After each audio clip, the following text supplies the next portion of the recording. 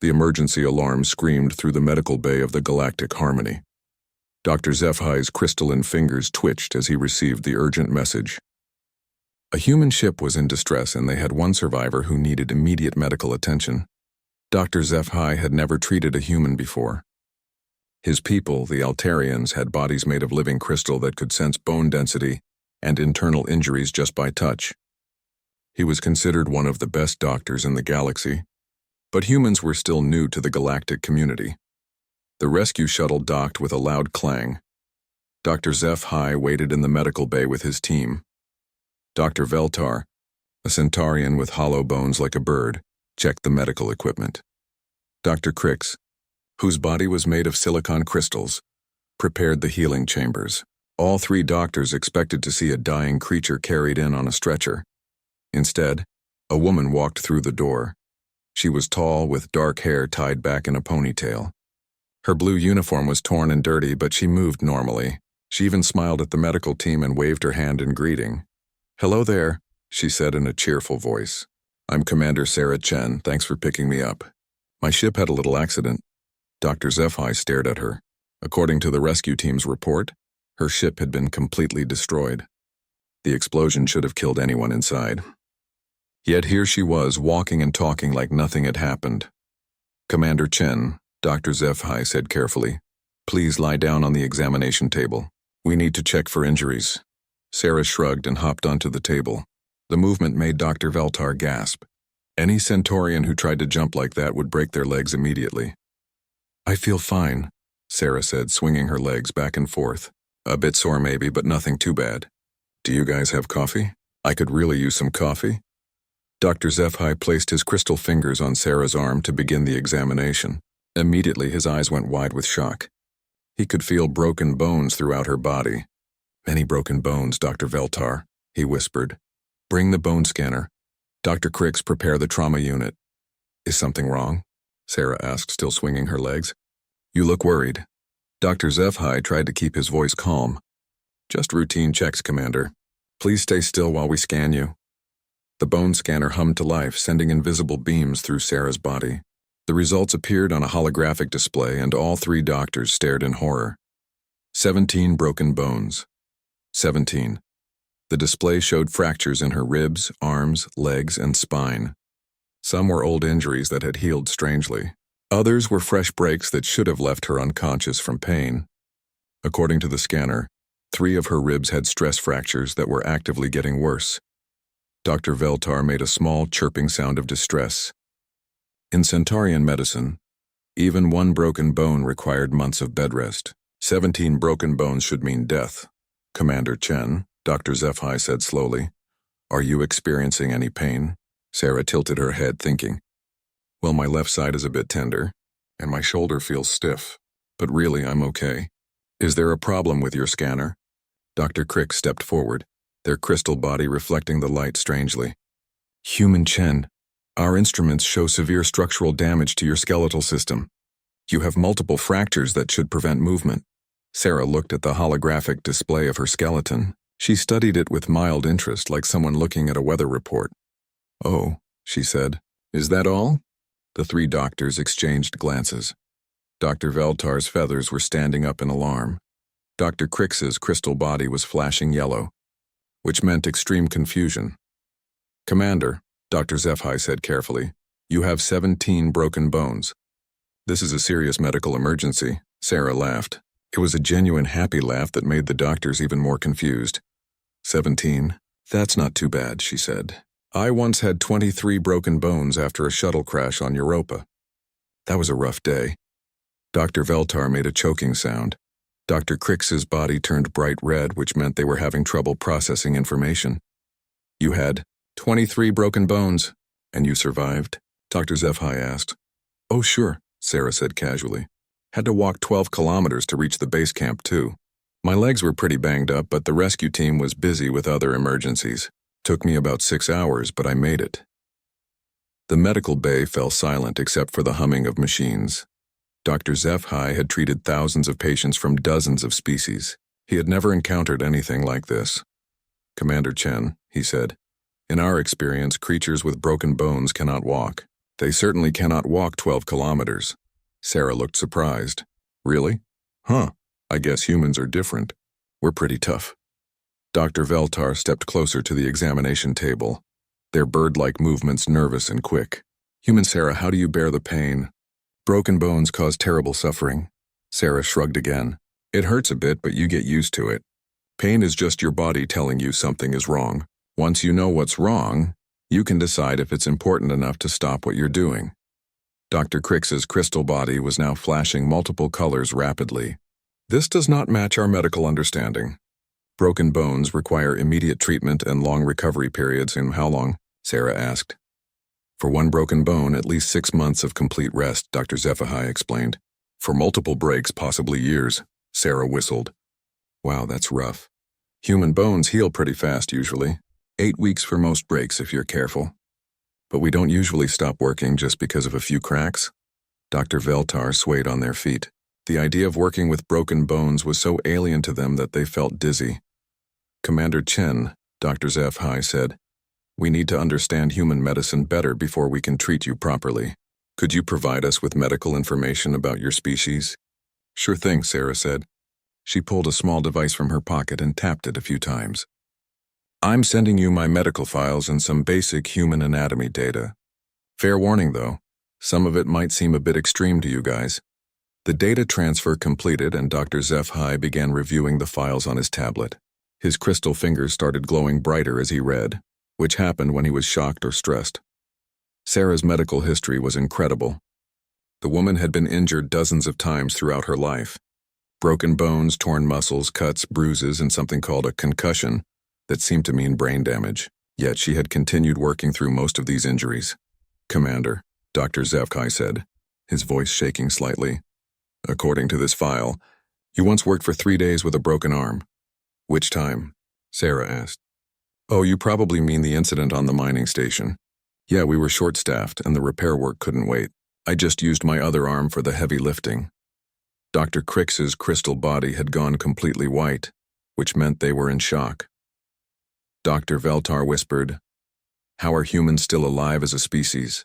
Sarah heard the question and grinned. We're stubborn, I guess. Plus, we heal pretty well. Most injuries aren't permanent if you take care of them eventually. Dr. HFY looked at his colleagues. They needed to learn much more about human biology before they could help this impossible patient. And judging by Sarah's casual attitude about her 17 broken bones, humans were going to change everything they thought they knew about medicine. Commander Chen, he said finally, I think we need to study your medical data more carefully. In the meantime, please try not to move around too much.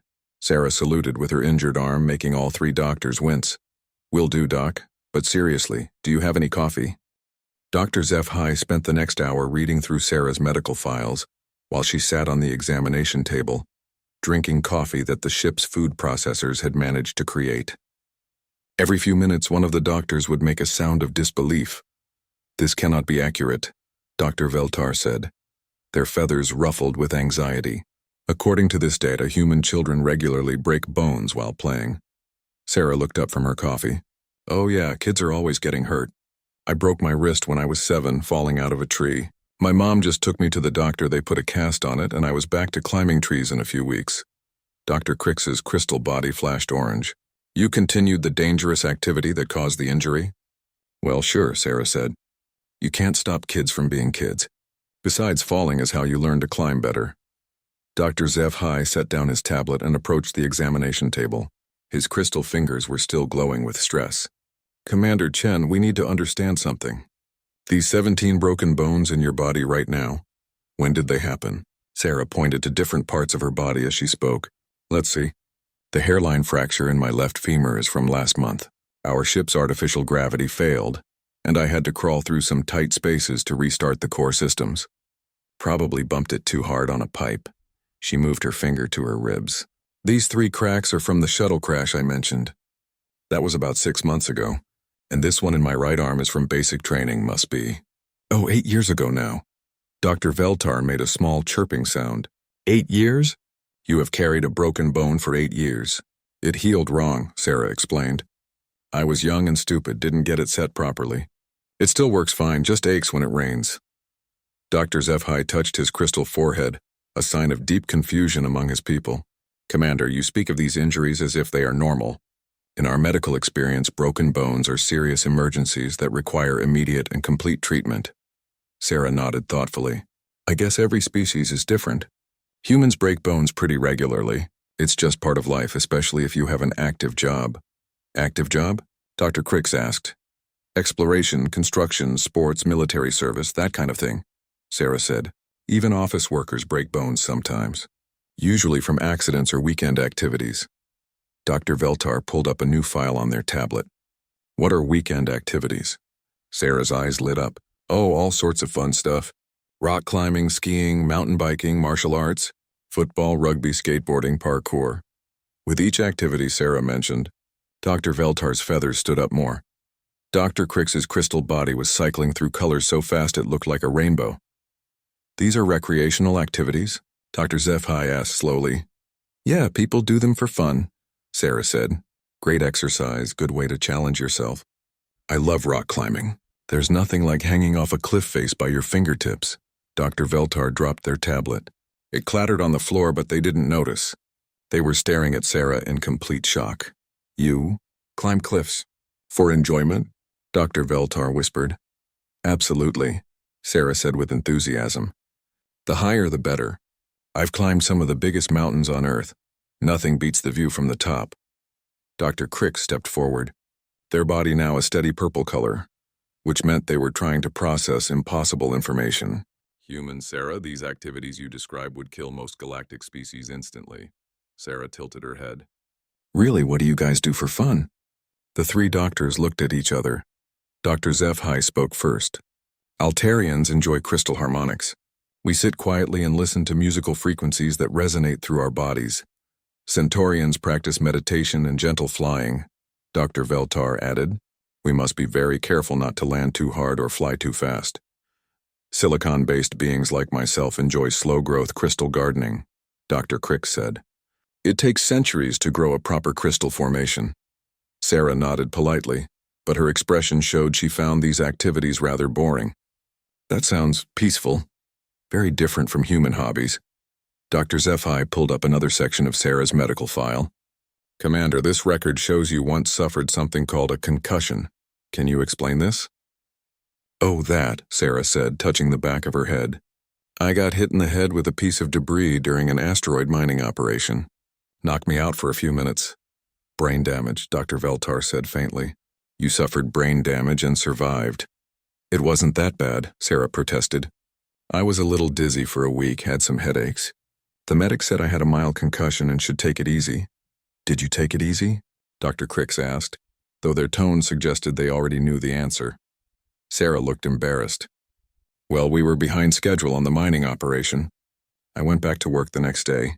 Probably wasn't the smartest decision, but we needed to get the job done. Dr. Zephi set down his tablet and sat heavily in a chair. Commander Chen, in our medical understanding, brain damage requires months or years of recovery. Many species never fully recover from head injuries. Humans are pretty resilient, Sarah said. Our brains have a lot of backup systems. Plus, we heal from most injuries if we give them time. Dr. Veltar picked up their tablet and scrolled through more files. It says here that humans participate in something called contact sports. What does this mean? Sarah grinned. Oh, those are great. Football, rugby, hockey, boxing, martial arts competitions. Sports where you physically compete against other people. You intentionally injure each other? Dr. Crix asked. Not exactly, Sarah said. The goal isn't to hurt people, but injuries happen. It's part of the game. Players know the risks when they sign up. Dr. Zephi brought up a video file from the human database. It showed something called American football. On the screen, large humans in protective gear ran at each other at high speed and collided with tremendous force. All three doctors watched in horrified silence as player after player was knocked down, only to get up and continue playing. This is considered entertainment? Dr. Veltar asked weakly. One of our most popular sports, Sarah confirmed. Millions of people watch games every week. Dr. Crix's body had turned black, which was their equivalent of fainting while still standing up. The impact forces we are observing would shatter our bodies completely. It takes a lot of training to play contact sports safely, Sarah explained. Players spend years building up their strength and learning proper technique. Even then, injuries happen pretty regularly. Dr. HFY paused the video and turned to Sarah. Commander, are you considered tough by human standards? Sarah laughed. Me? Not really. I mean, I'm in good shape because of my job, but I'm pretty average. You should meet some of our military special forces or professional athletes or construction workers. Those people are really tough. The three doctors exchanged looks of pure panic. There are humans tougher than you? Dr. Veltar asked. Oh, sure, Sarah said casually. I'm just an exploration pilot. I sit in a spaceship most of the time. The really tough humans do physical work all day long. Dr. HFY stood up and walked to the communication panel. I need to contact the Galactic Medical Council immediately. Is something wrong? Sarah asked. Dr. HFY looked back at her. This human woman, who considered herself average, had 17 broken bones and was chatting cheerfully while drinking coffee. If she was typical of her species, then everything the galactic medical community thought they knew about biology was wrong. No, Commander Chen, he said.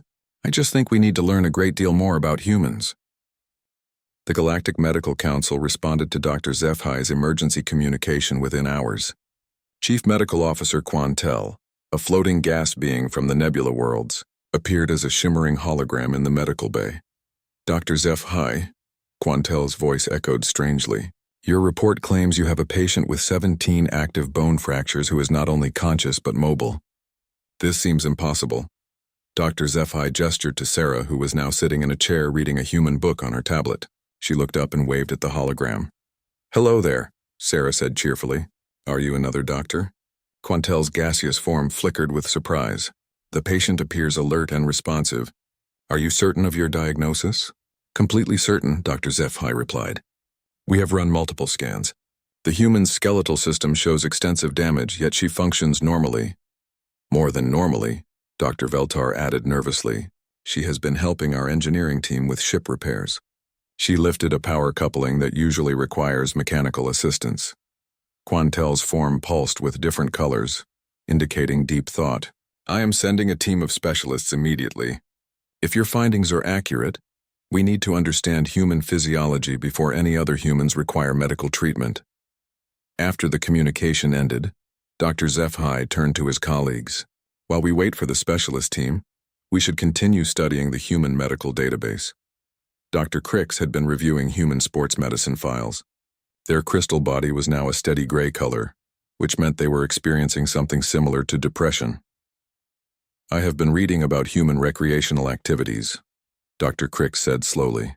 Did you know that humans voluntarily jump from aircraft for entertainment? Sarah looked up from her book. You mean skydiving? Yeah, it's a blast. I've done it a few times. There's nothing like free-falling through the clouds. Free-falling, Dr. Veltar repeated weakly.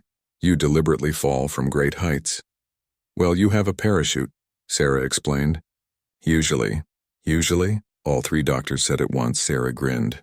Sometimes people do base jumping without parachutes. They use wingsuits to glide. Or there's cliff diving where you just jump into water from really high rocks.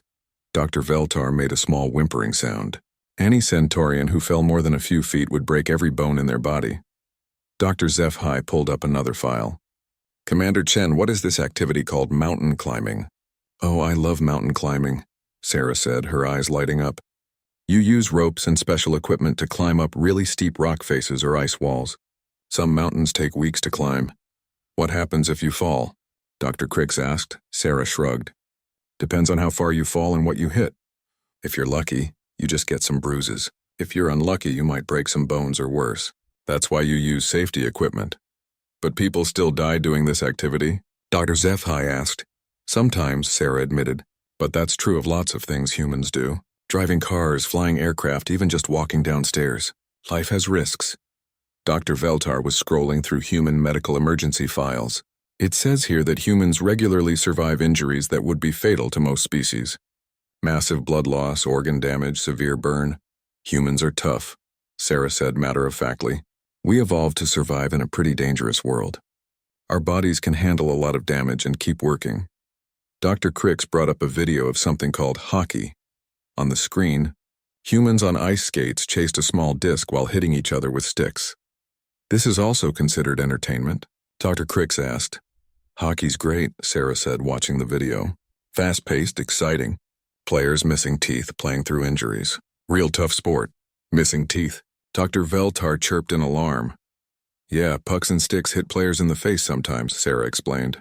Most professional players are missing at least a few teeth. They just get false ones and keep playing. The three doctors stared at the video in horror as a player took a stick to the face, spit out blood, and immediately continued playing. He is bleeding from the mouth and continues the game, Dr. HFY said slowly. Probably just a cut lip, Sarah said. Those heal fast. You should see what rugby players go through. Please no, Dr. Veltar whispered.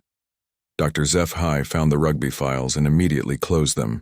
The images of humans tackling each other without protective equipment were too disturbing. Commander Chen, Dr. HFY said, in your opinion, what is the most dangerous activity that humans regularly do? Sarah thought for a moment. Depends what you mean by regularly. Car racing is pretty dangerous. So is deep-sea diving or working on construction sites or being a firefighter or military combat. Humans voluntarily enter burning buildings? Dr. Crix interrupted. Firefighters do, Sarah said. To save people and property. Same way soldiers fight in wars to protect others. Dangerous jobs, but somebody has to do them. Dr. Veltar was reading about human military history. It says here that human soldiers often continue fighting even when seriously wounded. Sarah nodded. Combat medics have amazing stories. Soldiers who kept fighting with broken bones, gunshot wounds, missing limbs.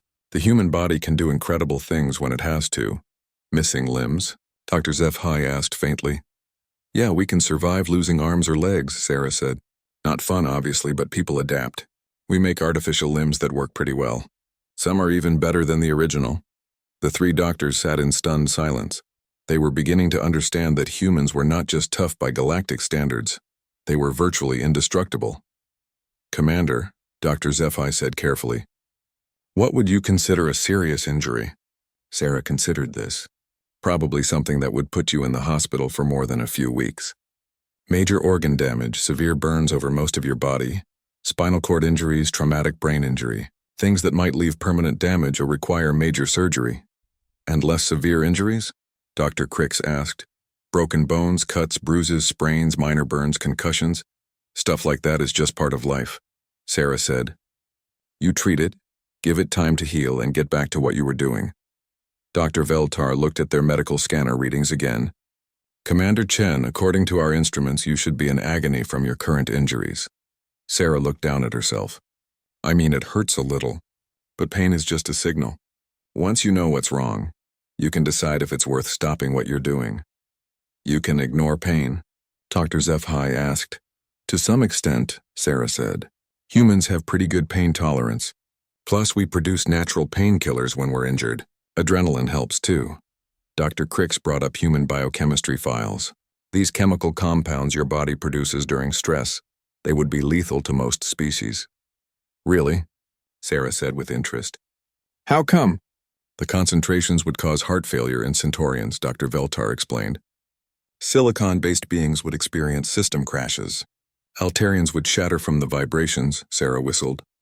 Wow. I had no idea humans were so different from other species. The medical bay door opened and a group of alien specialists entered. They represented some of the most advanced medical minds in the galaxy, all come to study the impossible human who could function with 17 broken bones. Dr. HFY stood to greet them. Thank you for coming so quickly. The lead specialist, a six-armed insectoid being, scanned Sarah with multiple instruments simultaneously. Fascinating. The structural damage is severe, yet all vital signs are normal. Sarah waved at the new doctors. Hi, everyone. Hope I can help with your research. The specialist's compound eyes focused on her. Human, are you experiencing any discomfort? Sarah stretched, her joints popping audibly. The sound made several specialists flinch. A little stiff, she said, but not too bad. When can I get back to work? The team of specialist doctors spent the next 3 days running every test they could think of on Sarah. She submitted to their examinations with good humor, though she kept asking when she could get back to helping with ship repairs. Dr. HFY watched as the six-armed insectoid specialist, Dr. Thixkar, reviewed the test results with growing amazement. The other specialists included a plant-based being whose root fingers could detect cellular damage, and a liquid metal doctor who could flow through Sarah's body to examine her from the inside. The results are unprecedented, Dr. Thixkar announced to the assembled medical team. Human bone density is 3 times higher than any other known species. Muscle fiber efficiency is off our measurement scales. Pain tolerance appears to be almost unlimited. Sarah was sitting on the examination table, eating what the food processors called pizza, but which looked nothing like real pizza to her. Hey Doc, when you say pain tolerance, what do you mean exactly? Dr. Thixkar's compound eyes focused on her. We subjected you to stimuli that would render most galactic species unconscious from pain. You barely reacted. Oh, that tingling feeling, Sarah said. Yeah, that was a little uncomfortable. Nothing compared to the time I dislocated my shoulder on Titan and had to pop it back in myself. Dr. Veltar, who had been taking notes, looked up sharply. You performed medical treatment on yourself? Basic field medicine, Sarah explained.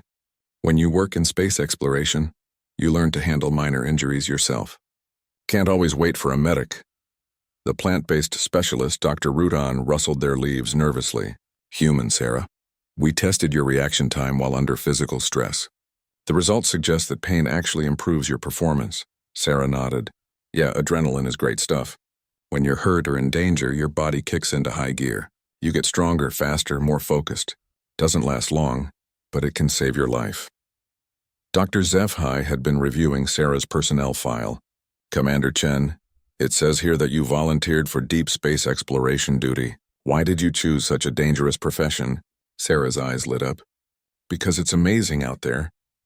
Every star system is different.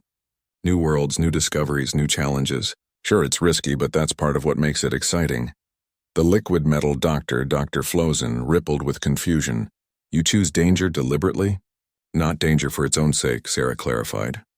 But I don't let risk stop me from doing something worthwhile. Humans have always been explorers. We wouldn't have made it to space if we were afraid of a little danger. Dr. Thixkar pulled up a new set of test results. We also evaluated your problem-solving abilities under stress. While suspended upside down and subjected to disorienting stimuli, you solved complex mathematical equations faster than most species can when sitting comfortably. Sarah grinned. Cool. I always did well on tests when I was nervous. The pressure helps me focus. Dr. Rutan's leaves were turning yellow with stress. This contradicts everything we understand about biology. Stress and pain should impair function, not improve it. Maybe for your species, Sarah said, but humans evolved dealing with predators, natural disasters, and all kinds of threats. We had to be able to think clearly and act quickly when things went wrong. Dr. Veltar looked up from their notes. Commander Chen, what is the most severe injury you have personally survived? Sarah leaned back, thinking. Probably the mining accident on Ceres. I was doing maintenance work in the deep tunnels when there was a cave-in. Got trapped for about 8 hours with a collapsed lung, some internal bleeding, and both arms broken. The entire medical team went silent. Several specialists made distressed noises. You survived 8 hours with those injuries? Dr. Flozen asked, their metallic voice shaking. Well, I had to, Sarah said. The rescue team couldn't reach me because of the cave-in, so I had to treat myself and figure out how to get to the surface. How does one treat oneself with 2 broken arms? Dr. Thixkar asked. Sarah demonstrated with careful movements. You learn to use your teeth, your feet, whatever works. I managed to stop the internal bleeding with a medical kit. The lung was trickier. Had to improvise a chest tube using some mining equipment. Dr. HFY felt his crystal body growing dim with shock. You performed surgery on yourself? Basic emergency medicine, Sarah corrected. Nothing fancy. Then I had to climb out of the mine shaft one-handed. Took about 6 hours. Dr. Rudan was now completely yellow and starting to wilt. You climbed with a collapsed lung and broken arms? I went slow, Sarah said. Took lots of breaks. The human body can do amazing things when it has to. Dr. Veltar put down their tablet. Their hands were shaking too much to write. How long did it take you to recover from these injuries? Sarah shrugged. About 6 weeks for the bones to heal enough to work. The lung took a couple weeks. I was back on light duty pretty quickly. Light duty? Dr. Flozen asked. Desk work mostly. No heavy lifting or climbing until the bones were fully healed. Company policy. Dr. Thixkar exchanged glances with the other specialists. Commander Chen, by galactic standards, you are not just tough. You are essentially indestructible. Sarah laughed. That's nice of you to say, but I'm really not special. Most humans could have done what I did. We're taught basic survival skills in school. Your schools teach survival skills? Dr. Rutan asked weakly. Sure. First aid, basic repairs, emergency procedures. You never know when you might need them. Dr. HFY accessed the Human Education Database. It says here that human children participate in activities called sports and physical education. These appear to involve deliberate physical stress. Yeah, exercise is important, Sarah said. Keeps you strong and healthy. Kids play sports to learn teamwork and competition. Plus, it's fun.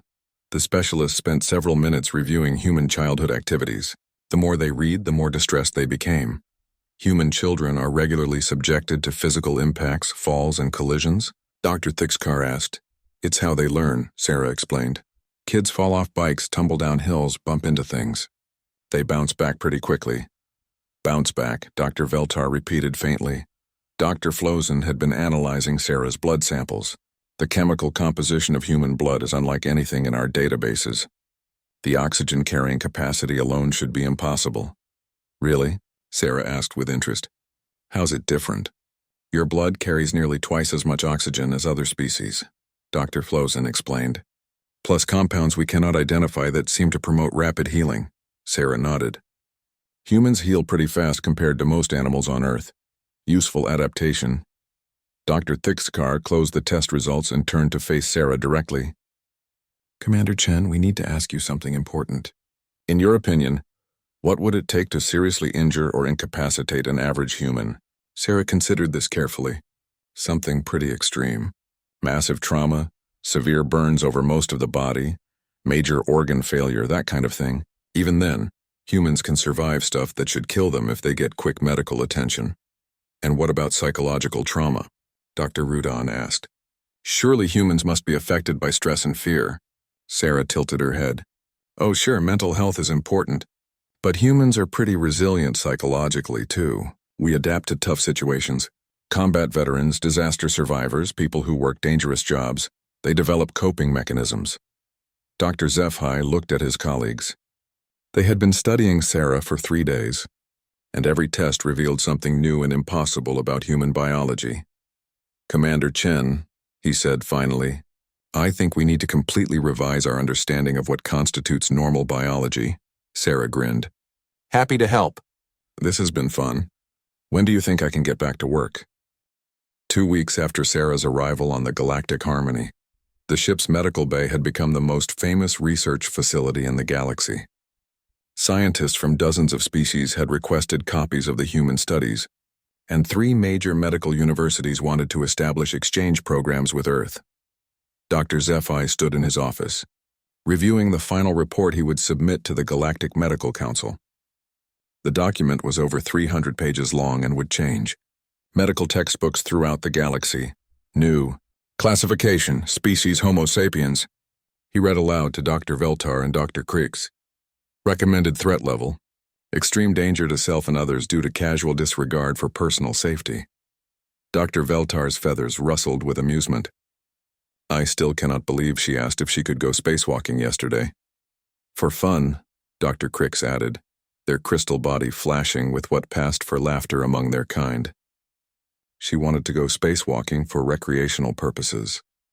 Through the office window they could see Sarah in the ship's gym, teaching a group of young Centaurian crew members something called basic self-defense. The Centaurians were barely tapping each other and still falling over from the gentle. Contact Dr. HFY continued reading his report.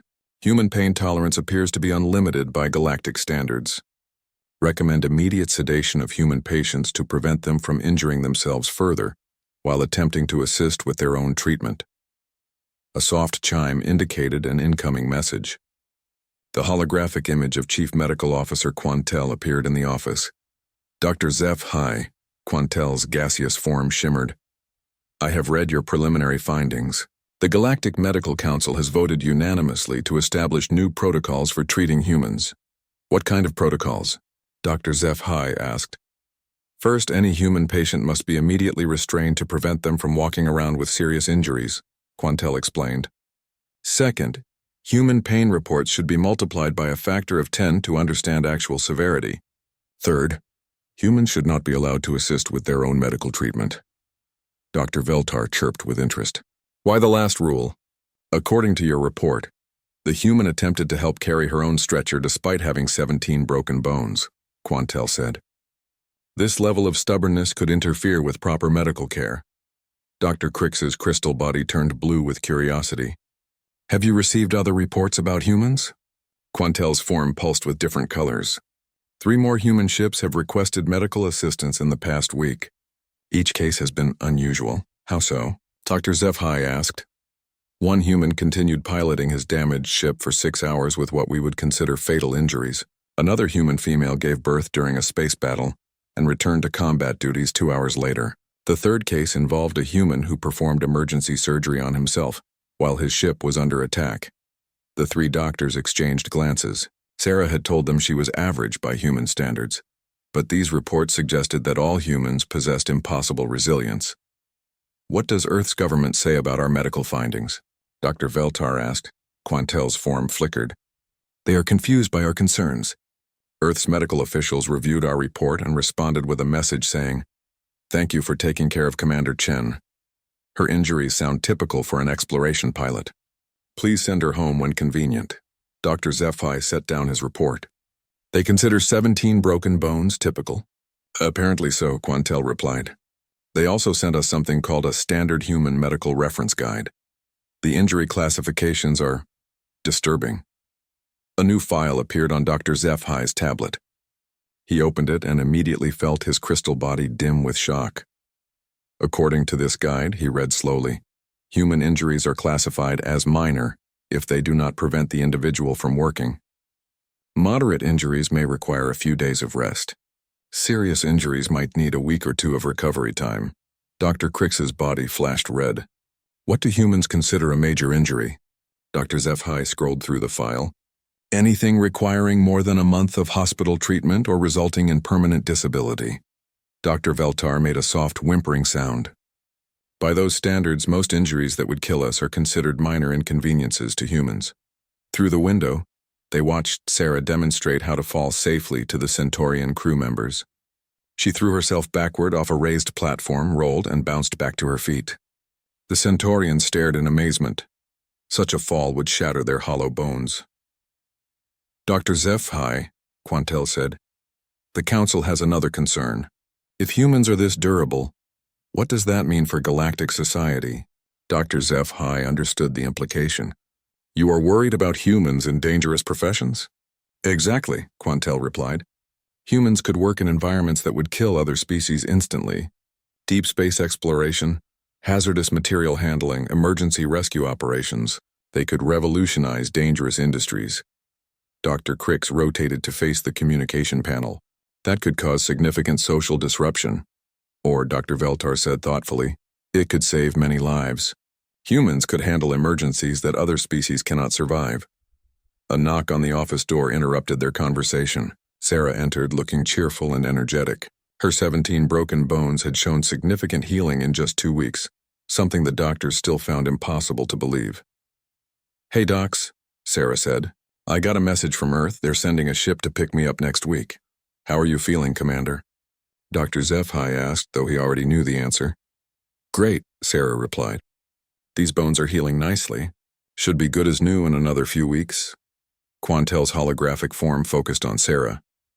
Human Chen, are you aware that your medical case has become famous throughout the galaxy? Sarah looked surprised. Really, why? Because your ability to function with severe injuries is unprecedented, Quantel explained. You have changed how we understand biology. Sarah shrugged, a gesture that still made the alien doctors wince. Glad I could help. Will this cause problems for other humans traveling in space? Dr. HFY shook his head.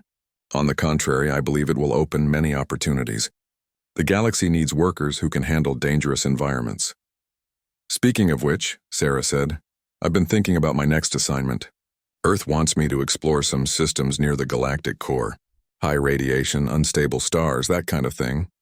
Dr. Veltar's feathers stood straight up. That sounds extremely dangerous. Yeah, it should be exciting, Sarah said with genuine enthusiasm.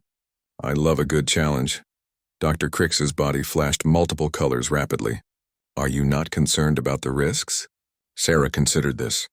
There are always risks in space exploration, but that's what makes it worthwhile. Besides, someone has to map those systems. Might as well be someone who can handle a little danger. Quantel's gaseous form swirled with what might have been admiration. Commander Chen, on behalf of the Galactic Medical Council, I want to thank you for advancing our understanding of xenobiology. My pleasure, Sarah said. This has been really interesting. I had no idea other species were so fragile. After Sarah left the office, the four medical professionals sat in contemplative silence. Finally, Dr. HFY spoke. I am updating my final report with a new recommendation. What kind of recommendation? Dr. Veltar asked. Dr. HFY's crystal fingers glowed as he typed. Any species encountering humans in the galaxy should be advised that they are dealing with beings who consider mortal injuries to be minor inconveniences. He paused, then added, Also, humans should be prevented from attempting dangerous activities for fun while aboard non-human vessels. Dr. Crix's body turned bright yellow with amusement. Will Earth agree to such restrictions? Through the window, they watched Sarah teaching the Centaurians how to do push-ups. The bird-like aliens could barely manage one before collapsing, while Sarah casually did 50 without breaking a sweat. Probably not, Dr. HFY admitted. Humans seem to have an unusual relationship with danger. Dr. Veltar looked at the final report on the tablet. What will you call this medical study? Dr. HFY thought for a moment, then smiled as much as his crystal features allowed. Human durability, a study in biological impossibility, he said. With a subtitle, Why the Galaxy Needs Better Safety Protocols.